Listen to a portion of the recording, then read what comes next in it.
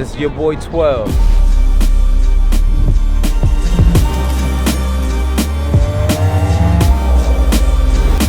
NYNU, New York next up.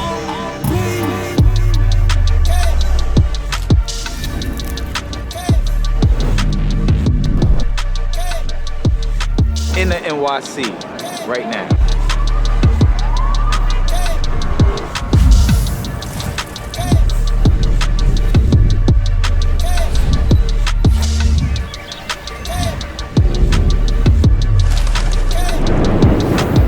Ready. Wow.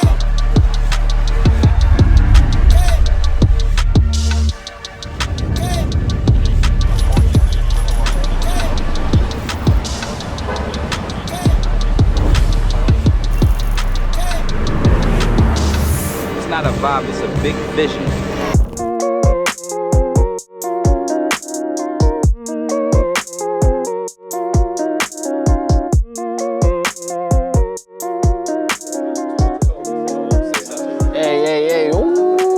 Hello. Hey guys, it's Kyzer and Stevie. We on NYNU. Yes, sir. Drill nigga. We at 74 Orchard Street, best known as LAAMS, the pinnacle of this fly shit that's going on in the world right now. How old are you, Kyzer? 21 years. I'm 20 years old, king. 20 years Said old. 21, my fault. 20, king.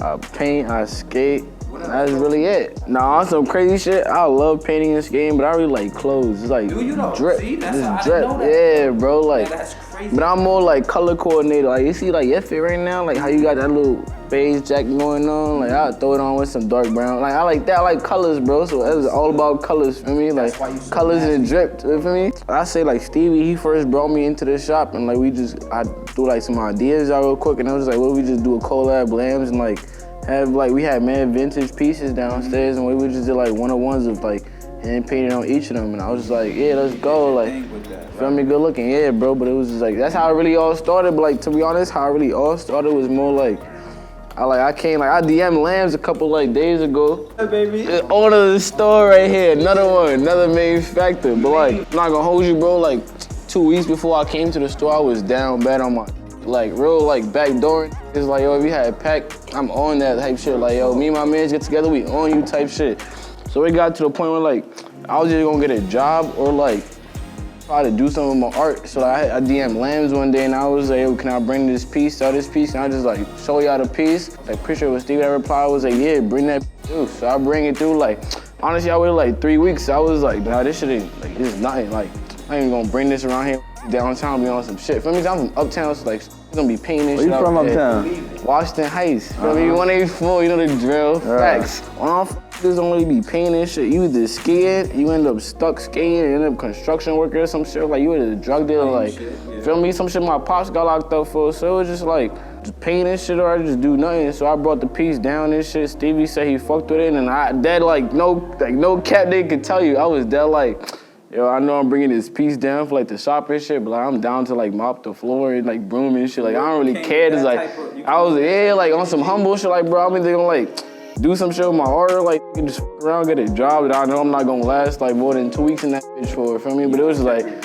feel me? Yeah, like gangster. Like I'm gonna break it down like this, right? The day that he came, right? He came with this piece right here, right? This joint right here. I think he followed me on Instagram, and I seen him on Instagram, so I was already hip to like what he looked like and like, you know, the shit he was doing. I like this, so I'm liking some photos. The day he came down here, I see this kid with all this baggy ass clothes on, with this big ass paint and just walking down the street. Mind you, while he's walking down the street, I'm dealing with a whole nother situation outside. Somebody coming, trying to come to the shop, talking about somebody has. Who? Debo? No, he was trying to be on some Debo He was trying to be on some shit, Debo shit, but I wasn't in the front court when he came through. He said some slick shit, right, and then spun off. So I got on the phone ASAP and somebody who knew. I'm like, yo, tell him to come right back real quick. I didn't want to holler at him. You feel me? So I'm dealing with this situation in the front, and I see him from my peripheral. You know what I'm saying? Just walking down the block. I'm like, yo, I know exactly who you are. You ain't need to introduce yourself. Step to the side real quick. Let me finish taking care of this with you, and I'm gonna come get with you in 2 seconds, right? Just really recognize. No, but yeah, so I'm dealing. So that was our first interaction. Our first words was, yo, I know who you are. Just step to the side real quick. Let me take care of this. So I'm already taking care of a whole nother situation. Then boom.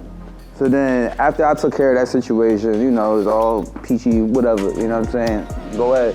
And then he come inside, then we over here on the second floor in the mezzanine and shit, chopping it up, you know? Before we even got into the art, you know, like, a lot of people do cool art and shit, you know, but it really be about the person for me, you know what I'm saying? I meet ill motherfuckers all the time, but they don't be as ill as a person as their art be, you feel me? And that'd be a first thing for me, you know what I'm saying? They can have the greatest art, but if your personality sucks and you got whack-ass energy, then I'm not with it, you know what I'm saying? But I already see, I felt it off rip, you know what I'm saying? So I'm like, yo, so we just kicking it, you know what I'm saying? Just chopping it up and shit. And then like, you know, I just really started asking him more questions about himself, you know what I'm saying? You know, our relationship, not even a situation, our relationship. Nah, word, it was heavy on the relationship for the art and shit, to be really honest with you. I don't care about that. I grew up a little differently than a lot of people, you know, so I gravitate more towards a person's morals, their values, and their principles, and how they conduct their life. Now, how did this come about, the TV? How did you just see the TV?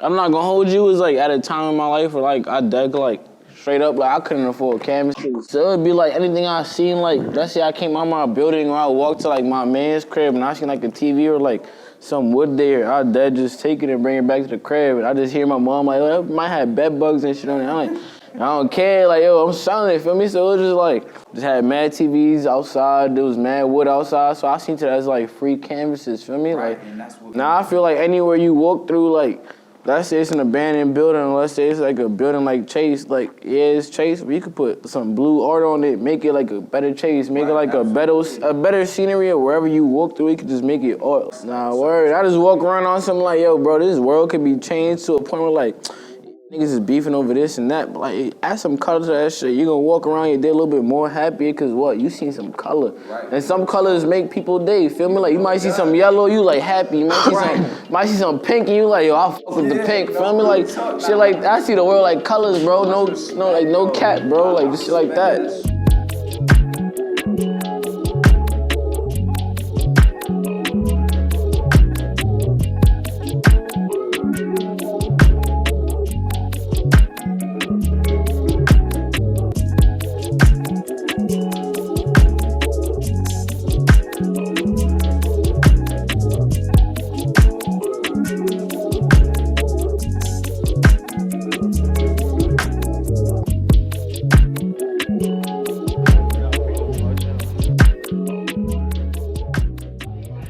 LAAMS, best gallery in NYC, LES, 74 Orchard Street. Pull up. All the creators, come here.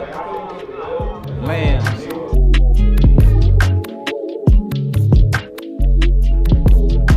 I'm done.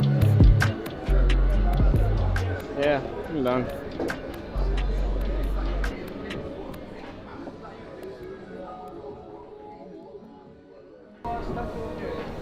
Like me, like I'm Stevie, you know what I'm saying? Like I'm from Jersey. You know, I've been coming down to the Lower East Side for about 10 years. I just turned 27 the day before yesterday. Happy belated. Thank you, brother. You know what I'm saying? So I've been coming down to the Lower East Side for about 10 years. And the Lower East Side was a place which was like my playground. You know what I mean? I used to come down here and meet people. I used to get lost on the train. I used to find my way on the train. You know, I used to get lost in the streets and I figured it out.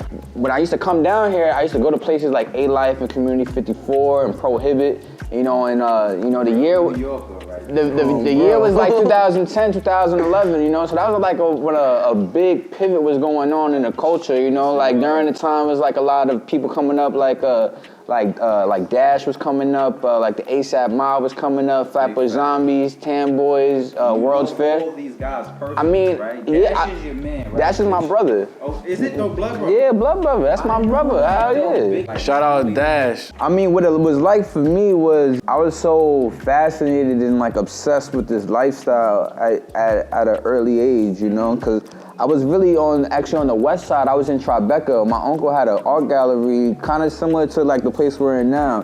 my uncle's Dame Dash, you know. So I was at DD 172. I was at the dojo and shit like that. So it'd be all types of Dame motherfucking Dash. It was all types of like it was all types of superstars in the building and shit, you know. So like that was cool, you know. But me just being in that environment at a young age, you know, kind of like groomed my mind to like be. Where you are now. Yeah, I find it funny because at first I was the kid in the party. Now I'm the guy throwing the party. Now you know what I'm saying. So it come around full circle. And the whole thing with the LAAMS thing came about was really my man Scott Sullivan. Scott Sullivan is a yo, shouts to my man Scott. He right over here in the cut, you feel me? Scott is the king, bro. Like, niggas don't like, bro, niggas don't be showing this nigga clout, bro. It's not about clout, bro. It's about staying, you know what I'm saying? And a lot of these people don't got staying because they ain't really put no work in. They ain't really put them hours in. They ain't really go ahead and do that. Scott was one of those dudes that did that. The whole thing came about was because my man Scott was doing this book bag company called SR. You know, he was working on his brand, which was like a real niche type of thing. It was like bespoke book bags. So then, you know, I used to go to his office a lot, and you know, I would be trying to figure out where my next meal was coming from, where my hustle was coming from. And then it came about with him saying like, yo, I'm looking to the spot in the Lower East Side. And you know, he was like, I think I got the spot, I found the spot, blah, blah, blah. I'm like, word, that's cool. You know what I'm saying? But then at that time, like you really like believed like he was gonna build this bad boy to where it is right now. Like you seen the vision. I knew it was gonna be a place that, you know, we was gonna be doing shit out of, you know, and it kind of, the idea kind of evolved a bit more once I stepped foot into this spot and seen how much work needed to be done. This spot did not look like what it was nowadays. I think it goes a little deeper than, you know, all the cool things that we have to offer, you know, between the art on the wall and the clothing that we make, and it's deeper than the appearance. It's really about the energy and what our mission is here. Our mission is to really have people, you know, like Kyzer come through and, you know, be able to have a platform to go ahead and express themselves. This is a kid from uptown that was coming down to the lower. He don't know nothing about the lower. It's about, you know, getting him out of his environment and entering a new environment and being able to blossom. There's really no name to it, but if I were to name him right now, name him right now. I like the one behind. I would say a la final, and it's really just like a man having sex with a female, but at the same time he crying because you know you get yourself in toxic environments. So it's like you're really just convinced you like that female, but in reality you just comfortable with her. Like you really don't like the female, like shit like that.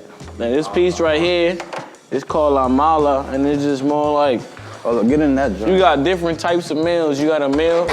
Nah, this is the first piece I brought to the shop. This was the gift to the shop. This is the whole like game changer right here. Like, no cap, this picture, before I even painted on it, it was my neighbor had brought it, like she threw it out. And it's her son that died in the war. So it's more like a military piece of her son that she just like didn't even want to commemorate no more. She just threw it out. So I seen it the whole way that I picked it up, brought it to the crib, and I just painted over the shit. And I like basically interpreted her little like bad feelings into my bad feelings. Like we both got our bad things we don't like. So it's more like a sense as in there's two types. This is gonna look at a girl that look good just cause she look good, and this nigga that's gonna look at a girl and try to see what she got more to her, like what she really come with. That over here is gonna be like, oh, she just look good. She got the big titties for ass. That nigga gonna be like, yo, there's gotta be more to it. She must come with something, like some toxic shit, something. She must come with something, feel me? So it's called La Mala, feel me? Spanish shit. This is the FDR right here. We about to cross the FDR, over the FDR. So this is New York shit, you know what I'm saying? And that's it. We're gonna see the New York vibe to kick off the summer. Appreciate LAAMS for throwing this gathering, this performance for everybody. Appreciate LAAMS for being in the city, how y'all being in the city, cause y'all doing a lot for the city right now. Salute to the LAAMS.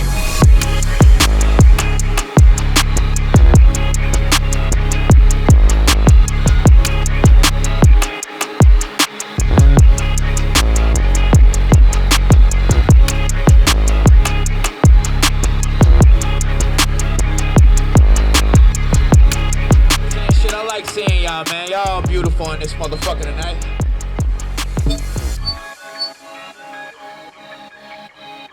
I guess I'm gonna keep rapping. Come on, DJ.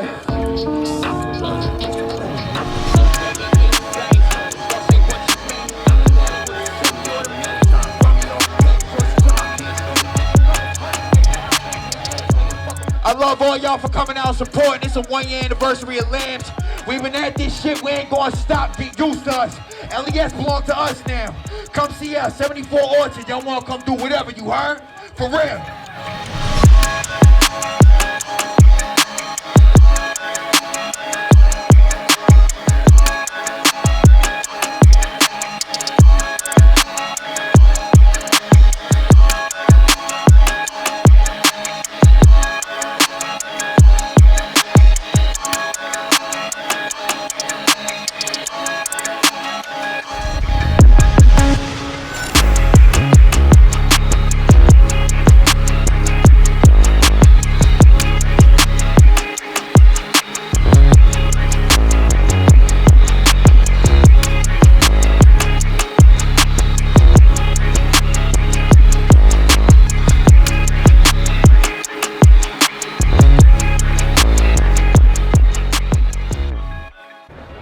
LAAMS and friends, they just wrapped it up, the LAAMS crew.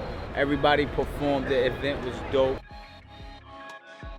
Shout out to my man 1212 Vision, you know what I mean? NYNU. Shout out Scott, shout out Joe, shout out Cuba, shout out Isaac, shout out Gene, shout out Israel, shout out all the niggas that done gave me bread when I was really down bad on my dick and flipped it real quick, flipped it, no cap. I know all you is happy now. That's it. Shout out That's it. Dirty, where you at, Dirty? Big shout out to Dirty. You heard? Shout out to Dirty Man in the cut. Yo, real quick.